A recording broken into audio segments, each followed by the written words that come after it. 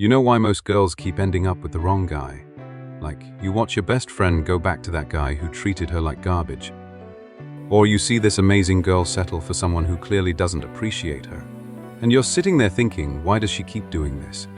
Here's what most girls don't know. It's not about having bad judgment. It's not about low self-esteem. There's actually something invisible happening in their psychology. A pattern they can't see. A blueprint they don't even know exists.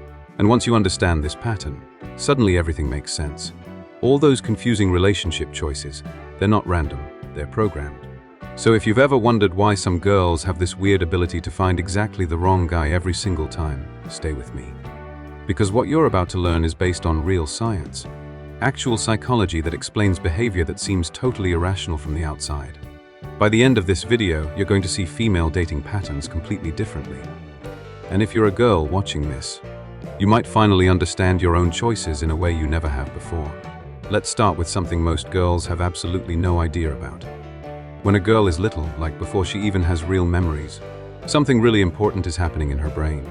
She's learning what relationships look like, what love feels like, how people are supposed to treat each other.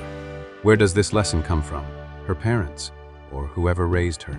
Every single interaction with her caregivers is basically writing code into her brain, creating a blueprint for how relationships work, how men behave, how women should respond, what love is supposed to feel like.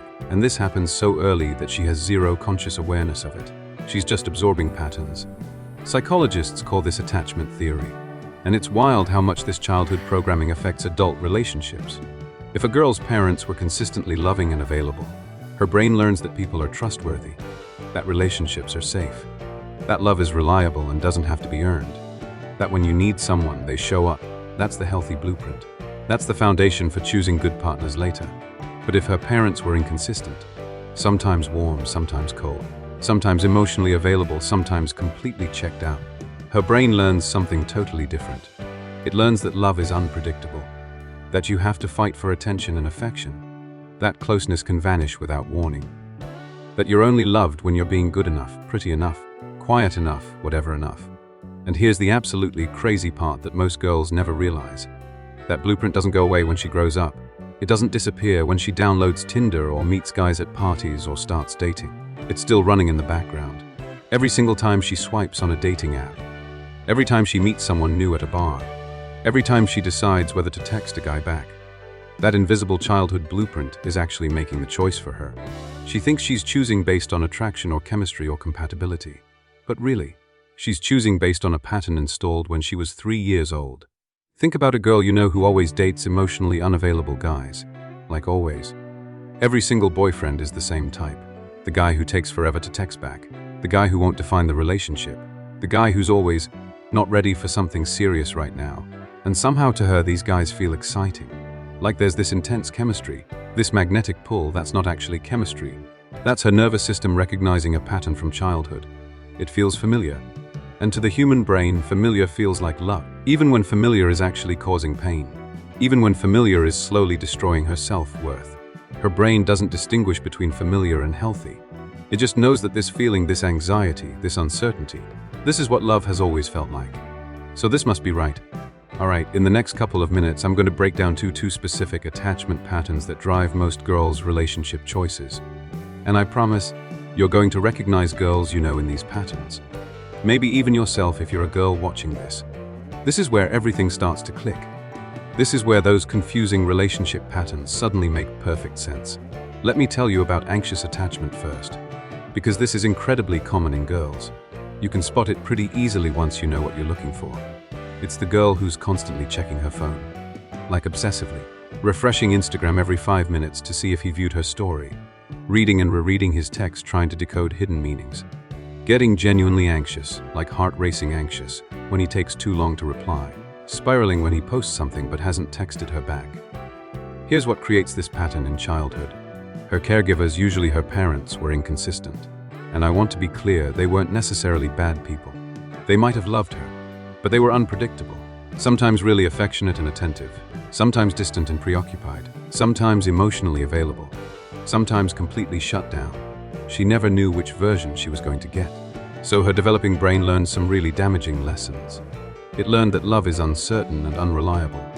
that people leave or withdraw their affection without warning, that you have to constantly monitor relationships and work hard to maintain them, that if you're not vigilant, if you're not perfect, people will abandon you, that attention and affection can evaporate at any moment, so you better hold on tight when you have it.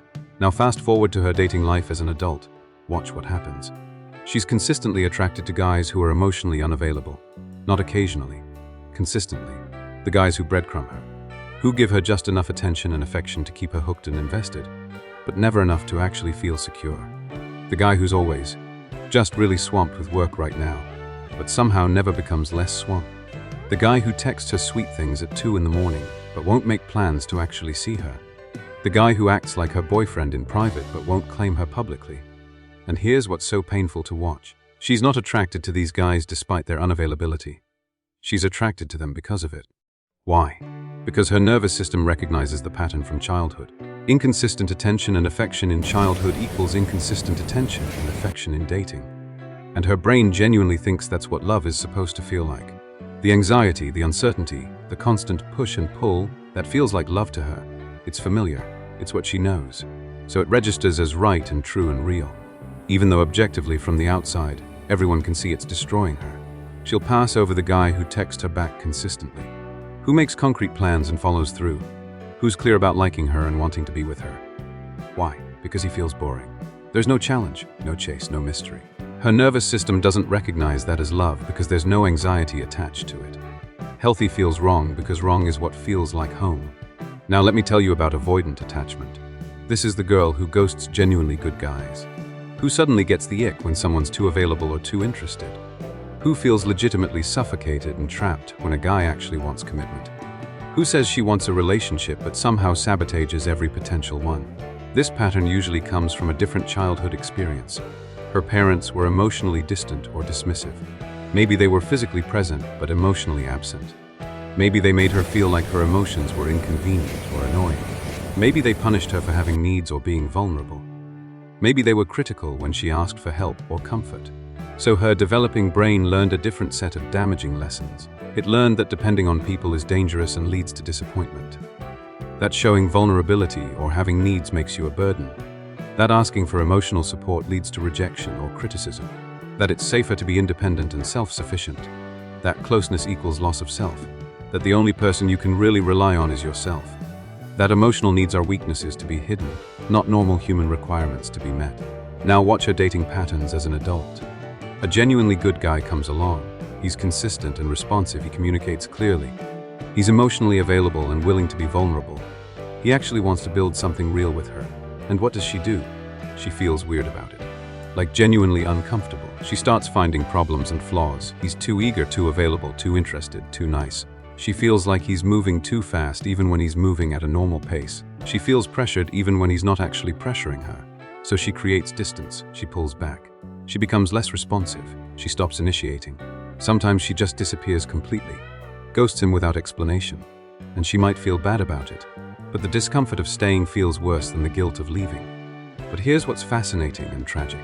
The guy who barely texts her back. The guy who's clearly keeping his options open. The guy who's hot and cold and unpredictable. Him she can handle. Him she actually wants. Why? Because he feels safe. He's not demanding closeness or intimacy. He's not requiring vulnerability or emotional availability. He's maintaining exactly the distance that her nervous system needs to feel comfortable and in control. She thinks she wants a relationship. She genuinely believes she does. But her attachment system is wired to prevent exactly that. Because deep down, her childhood taught her that real closeness leads to pain, criticism, or rejection. So she unconsciously chooses men who can't actually get close to her. And when someone tries to, she runs.